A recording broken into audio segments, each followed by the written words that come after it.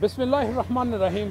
अस्सलाम वालेकुम। लाहौर स्पोर्ट्स के नाज़रीन को आज हम बताते चलें कि पाकिस्तान और न्यूजीलैंड की टीमों के दरमियान जो 2 टेस्ट मैचेस की सीरीज़ का पहला मैच है वो मेज़बान जो कीवी टीम है उसने 101 रन्स के मार्जिन से ये जीत लिया है। और किसी हद तक हम ये तीसरे रोज़ के खेल के अख्ताम पर हमने अपने नाज़रीन को ये बात बताई थी कि जो न्यूजीलैंड है वो 70% मैच जीत चुका है और जो बाकी 30% है उसमें ये इम्कान था कि पाकिस्तान टीम इस मैच को ड्रा करने में कामयाब होती है।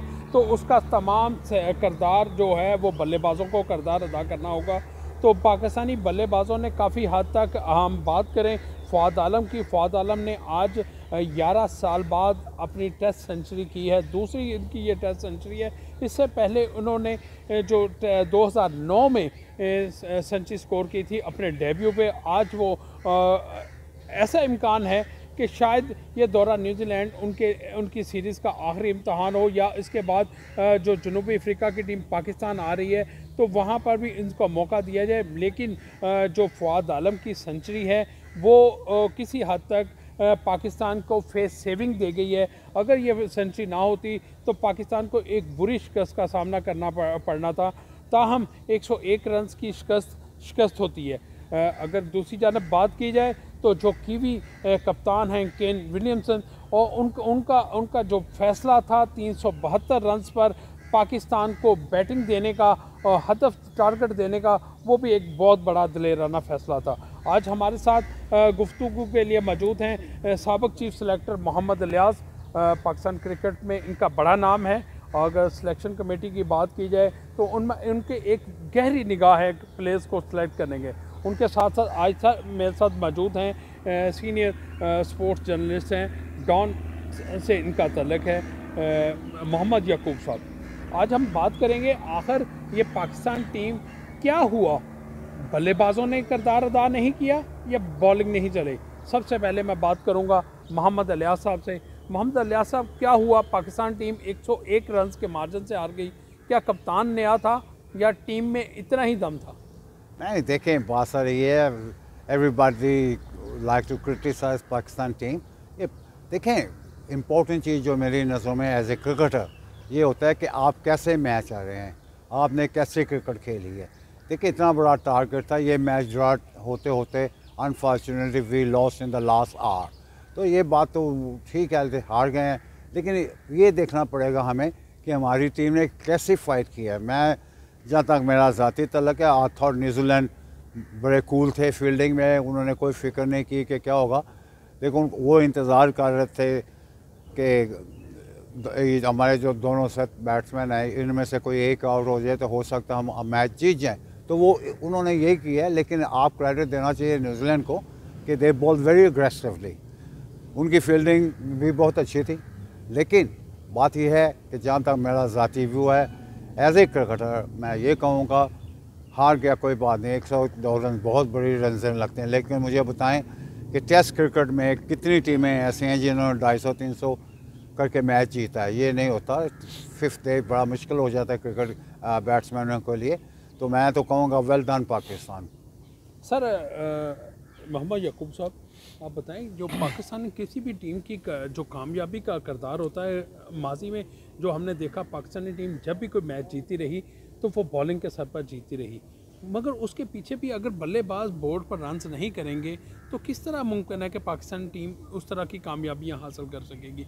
क्योंकि मेन बल्लेबाज जितने थे 2-0 पर आउट हो गए। हारिस सुहेल पहले इनिंग्स में 3, दूसरी में 9, 12 रन्स किए उसने पूरे टेस्ट में। किस तरह देखते हैं? 3 खिलाड़ी में से 0 पर आउट हुए हैं। हाँ, 3 खिलाड़ी आउट हुए हैं। देखिए, ये आपकी बात बिल्कुल ठीक है कि ये टीम गेम है, इसमें बॉलर्स और बैट्समैन को अपना अपना किरदार अदा करना पड़ता है, तभी इसको टीम गेम है। अगर आप सिर्फ रिलाई करेंगे बॉलर्स पर तो वो भी मुश्किल हो जाएगा, अगर आप रिलाई करेंगे सिर्फ बैट्समैन वो भी मुश्किल हो जाएगा। तो वो आपने अगली टीमों के आउट करने होते हैं। तो बाकी ये जो आप कह रहे हैं मैच जो आज जो हुआ, ये कम से कम पाकिस्तान को इस वक्त जैसे पोजीशन बन गई थी ना, तो ये दोनों की ये इनिंग गोल्डन इनिंग हो सकती थी, फ़वाद आलम की भी और रिजवान की भी, अगर ये मैच ड्रा हो जाता। देखिए, यहाँ तो हमारे पास 2 ही टारगेट थे, एक हम करते इसको ड्रा या इसको जीत जाते। तो जिस तरह ये दोनों बैट्समैन सेट हो चुके थे ना, अब इनका बड़े प्लेयर की जो निशानी होती है वो यही होती है कि वो टीम के लिए कुछ ना कुछ हासिल करता है। तो वो ठीक है, फवाद आलम की अच्छी सेंचुरी है, उसके क्रेडिट में एक सेंचुरी चली गई है, लेकिन टीम के हिस्से में क्या आया है? डिफीट आई है। तो ये बड़ी इनिंग हो सकती थी अगर ये कम से कम ड्रा कर जाते। तो मेरे हिसाब से कि हमारे प्लेयरों को अपनी इनिंग के लिए नहीं खेलना चाहिए, टीम के लिए खेलना चाहिए। ये सेट हो चुके हुए थे, इनको अब चाहिए ये मैच ड्रा कर लेते, तो ये इनकी ये बड़ी इनिंग होती। याकूब साहब, बल्लेबाजों ने जिस तरह हम बात करें, अगर रिजवान की बात करें या फवाद आलम की बात करें, दोनों खिलाड़ियों ने तकरीबन 65 ओवर्स क्रीज पर वो मौजूद रहे हैं। 388 बॉल्स जो है ना, वो बहुत बड़े बॉल्स हैं जो इन्होंने फेस किए हैं। वो एक ऐसे वक्त में जब पाकिस्तान का टॉप ऑर्डर, बैटिंग ऑर्डर बिल्कुल क्लैप्स होकर पवेलियन में बैठ चुका था और पाकिस्तान की शिकस्त के जो बादल थे वो पूरी तरह छा चुके थे और पाकिस्तान ये मैच हारता हुआ दिखाई दे रहा था। मगर 65 ओवर्स एक दो प्लेयर्स का क्रीज पर मौजूद रहना, उसके बाद फिर मैच को, उस वक्त तक तो पाकिस्तान मैच हारा हुआ था, जब ये दोनों प्लेयर्स वहाँ पर मौजूद थे, तो क्या समझते नहीं है कि जब रिजवान आउट हो गया, फवाद आलम को लेके इनिंग्स अच्छा चलना चाहिए था, क्योंकि वही हमारा एक तजर्बाकार उसके बाद प्लेयर रह गया था। फ़हीम अशरफ पे हम रिलाई नहीं कर सकते क्योंकि वो ऑलराउंडर है। देखिए चौधरी साहब, बैट्समैन की प्रॉब्लम होती है कि वो प्रेशर में जब खेलता है ना, तो उसको पहला टारगेट होता है कि वो जब जाए क्रीज पर। अगर वो जम जाता है ना, तो फिर बॉल उसको फुटबॉल नज़र आता है, तो फिर ये उसका टारगेट होता है, फिर टारगेट टीम के लिए अचीव करे। तो आपकी बात ठीक है, अगर उसने सेंचुरी की है बहुत अच्छी बात है, लेकिन उसके क्रेडिट में सेंचुरी चली गई है, पाकिस्तान के किस्मत में हार आई है। तो हम इसको बड़ी इनिंग नहीं कह सकते। बड़ी इनिंग होती है अगर ये इसको मैच बचा लेते। तो बाकी दूसरी है कि दोनों की परफॉर्मेंस अच्छी है, लेकिन अगर बाबर आजम भी खेल देते होते पाकिस्तान की तरफ से, तो मेरे ख्याल में सिचुएशन डिफरेंट हो जाती। रिजवान ने कुछ अच्छी नहीं खेल के ना साबित किया है कि हम अकेले बाबर आजम पर रिलाई नहीं करते, और भी हैं खेलने वाले। तो बाबर आजम अगर होते तो शायद सिचुएशन हमारे हक में हो जाती। जी लियाज साहब, आप ने जैसा मैंने बात की, हारिस सोहेल जो पाकिस्तान का एक, क्योंकि उस हारिस सोहेल बाबर आजम की जगह पर टीम में मौजूद हैं, कि बाबर आजम की अदम मौजूदगी में हमारे पास एक स्लॉट था कि वहाँ पर एक मुस्तनद बैट्समैन को खिलाया जाता। हारिस सोहेल को मौका दिया गया मगर वो दोनों इनिंग्स में फेल हुए। क्या समझते हैं कि अगले टेस्ट में बाबर आजम की अगर वापसी होती तो हारिस सोहेल को बाहर बेंच पे बिठाया जाए? मैं पहले तो याकूब साहब की एक बात का जवाब दे दूंगा। देखें, 60-70 ओवर खेलना कोई आसान काम नहीं है, 5th डे जबकि विकेट डबल बाउंस हो चुकी है। देखिए, हमें क्रेडिट देना चाहिए इन दोनों को कि इन्होंने बहुत सेंसिबल बैटिंग की है। प्रॉब्लम सर ये है कि हमारी जो बॉलिंग लाइनअप थी टू स्टार्ट विद, रनजें जब आप 300 रनजें करा देंगे, 350 पौने 400 के करीब रनजें टोटल हो जाएंगी, तो बैट्समैनों के लिए every day is not Sunday, हर रोज़ रनजें नहीं होती।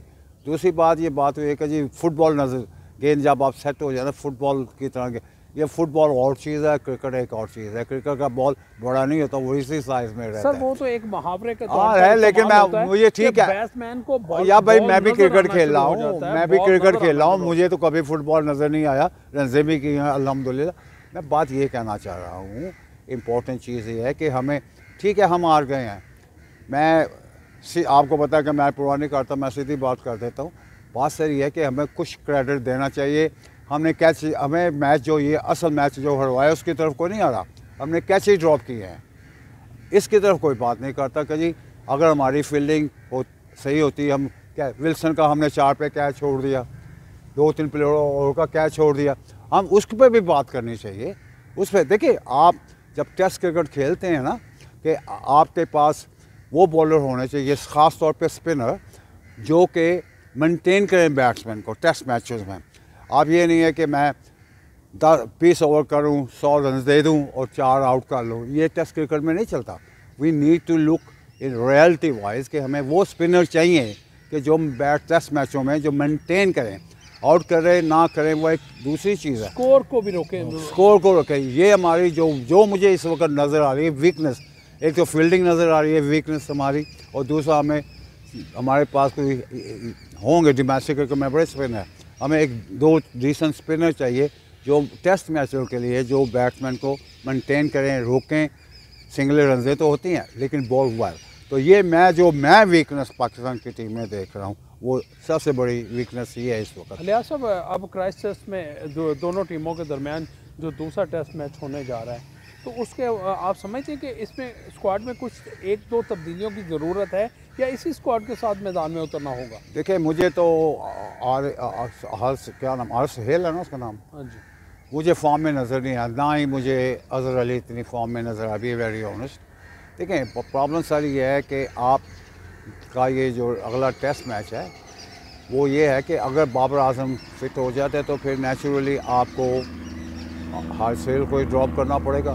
दूसरी बात ये है कि एक दो चीज़ें अब खूब के साथ मैं एग्री करूँगा, लेकिन जहाँ तक क्रिकेट का तल्लक है, क्रिकेट में ये चीज़ें होते हैं, लेकिन depend how you lose, depend how you win.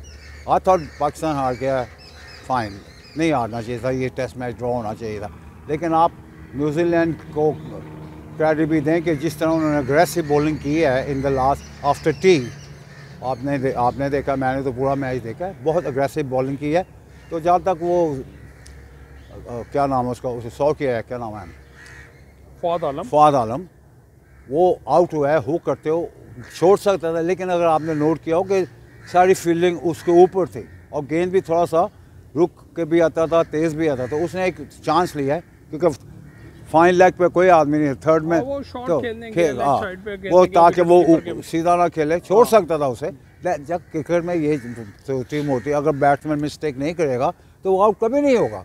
तो ये तो ब्रजमैन ने मिस्टेकें की हैं तो वो आउट हो गया, 0 पे आउट हो गया था पहले गेंद पे।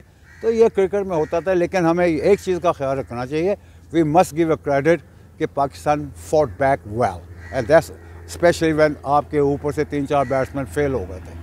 ये बात तो दुरुस्त है कि पाकिस्तान टीम ने अच्छा फाइट बैक किया, क्योंकि तीसरे रोज़ जब हम कह रहे थे कि ये पाकिस्तान 70% ये मैच हार चुका है, तो जिस तरह पाकिस्तानी प्लेयर्स ने ख़ास तौर पर रिजवान ने पहली इनिंग्स में भी निसफ संची की, दूसरी इनिंग्स में भी निसफ संची की, पहली में उन्होंने 71 रन्स बनाए, दूसरी में 60 रन्स बनाए, तो ये भी एक अच्छे उनके इत्माद की निशानी है कि उन्होंने अपना खेल डिलीवर किया पाकिस्तान के लिए। अब ज़रूरत इस उम्र की है कि पाकिस्तानी प्लेयर्स जब विकेट पर होते हैं तो हर वक्त एक धचका जो लगा रहता है पाकिस्तानी शायकीन को, ये अब आउट हुआ, इस चीज़ का भी दावा करना चाहिए। पाकिस्तानी प्लेयर्स को लंबी इनिंग्स खेल कर बताना चाहिए कि हम भी खेल सकते हैं। मोहम्मद लियाज साहब, आप कुछ कहना चाह रहे हैं? मैं ये कहूँगा कि देखिए आप टेल एंडर को भी क्रेडिट दें कि वो कैसा खेले हैं, उन्होंने भी कोई 30 से 40 बॉल खेले हैं, तो ये क्रेडिट भी टेल एंड को भी जाना चाहिए। लेकिन मुकाबला जो था बड़ा सख्त था, लेकिन end of the day who was the better side one the match. अजी याकूब साहब, आपने देखा कि पाकिस्तानी जो टेल एंडर हैं वो फास्ट बॉलर्स को खेल रहे थे, उनकी बॉलें मिस भी कर रहे थे, उनको बॉल भी लगी, एक शहनशाह अफरीदी को बॉल भी लगा। उसके बाद जो आखिरी दोनों विकेटें हैं वो न्यूजीलैंड के कप्तान ने स्पिन बॉलर लेके आए। उन्होंने जब देखा फास्ट बॉलर के ये, क्योंकि बहुत 5 ओवर सिर्फ बाकी रह गए थे,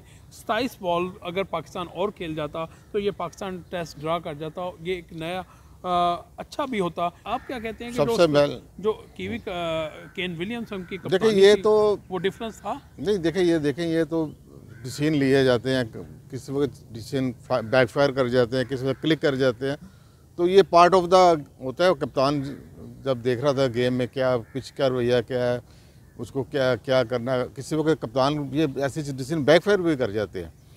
तो लेकिन ये बात फिर मैं पहले लिहाज साहब से बात कर रहा हूँ कि वो जो मैंने बात की है कि फुटबॉल नज़र आ जाता है, उसमें ये मतलब ये नहीं कि फुटबॉल गेंद बन जाता है, बनकर ये होता है कि बैट्समैन ज़रा इजी कंफर्टेबल पोजीशन में होता है कि उसको चीज़ें नज़र आ रही होती हैं कि अब मैंने कहाँ खेलना है। That's the right word. जी, तो ये एक मुहावरतन बात की थी।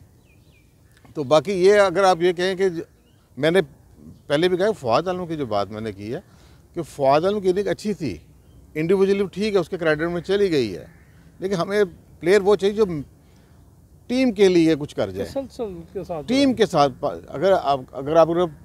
अगर पाकिस्तान टीम को चाहिए 15 स्कोर जीतने की चाहिए, तो अगर फवाद आलम वो 15 स्कोर कर दे तो वो 15 ज़्यादा वैल्यूबल है इस सेंचुरी से। एक सेंचुरी का मतलब तो ये है ना कि एक आपके अपने रिकॉर्ड में तो जा रही, लेकिन टीम में तो नहीं ना आ रही। तो मैं कह रहा एक अपॉर्चुनिटी थी एक गोल्डन इनिंग बनाने की दोनों को, ये रिजवान बना सकता था इसको गोल्डन इनिंग, फवाद आलम भी उसको गोल्डन इनिंग बना सकता था। में दूसरे टेस्ट में कोई तब्दीली होनी चाहिए। मोहम्मद इलियास ने तो हारिस सुहेल का कहा है कि हारिस सुहेल की जगह नहीं बनती और अगर बाबर वापस आते हैं फिर शान मसूद की बनती है, इस तरह तो फिर किसी भी नहीं बनती ना। प्रॉब्लम तो सबके साथ चल रही है, लेकिन आपके फ्रंट बैट्समैन तो यही हैं। अगर वो नहीं चलते तो अब क्या करेंगे, इस वक्त क्या चेंजेस करेंगे। अब जो आप लेकर गए हैं, पिक किए हैं, ठीक है, उनको चांस दें। तो फिर जब सीरीज़ ख़त्म हो जाए तो आखिर में एनालाइज करें कि हम क्या हमारी सिलेक्शन में ज़रूरत है रिव्यू करने की। अब तो जंग शुरू है। जी नाज़रीन, आपने देखा मेरे पैनल में शामिल साबिक चीफ सेलेक्टर मोहम्मद इलियास ने भी कुछ तब्दीलियों की बात की, कुछ मशवरे भी दिए, कुछ उन्होंने टीम के जो हौसला बुलंद करने के लिए उनकी अप्रिसिएशन भी की कि हार जीत खेल का हिस्सा है, लेकिन अच्छा खेल पेश किया। इसी तरह मोहम्मद याकूब साहब सीनियर स्पोर्ट्स जर्नलिस्ट हैं, उन्होंने भी यही कहा कि जो अब लड़कों को आप वहाँ पर लेके गए हैं उनको मौके भी दें। ज़रूरत इस अमर की है कि अगर आप इमरान भट्ट को, जो पाकिस्तान डोमेस्टिक में अच्छे रन्स किए हैं, अब अगर न्यूजीलैंड के ख़िलाफ़ उसको अगले टेस्ट में मौका दिया जाता है, अगर हारिस सुहेल की जगह उसको मौका दिया जाए, क्योंकि पाकिस्तान डोमेस्टिक में वो ओपन करते हैं, और बाबर आजम को अगर आप इंजरीज़ के साथ मौका देंगे और वहाँ पर वो नाकाम हो जाता है तो फिर बहुत बड़ा इम्कान है कि वो अपना कॉन्फिडेंस लूज़ करे, क्योंकि आपने जनूबी अफ्रीका के ख़िलाफ़ होम सीरीज़ खेलनी है जिसमें टेस्ट और T20 सीरीज़ भी है। तो लिहाजा अगर बाबर आजम मुकम्मल फिट नहीं है तो उसको मौका नहीं देना चाहिए। उसकी जगह इमरान भट्ट को अगर टीम में शामिल कर लिया जाए तो इम्कान है कि पाकिस्तान एक मरतबा फिर एक अच्छा स्क्वाड बनाने में कामयाब हो जाएगा। उस वक्त तक के लिए, अगले प्रोग्राम तक के लिए इजाज़त चाहूँगा। अल्लाह हाफिज़।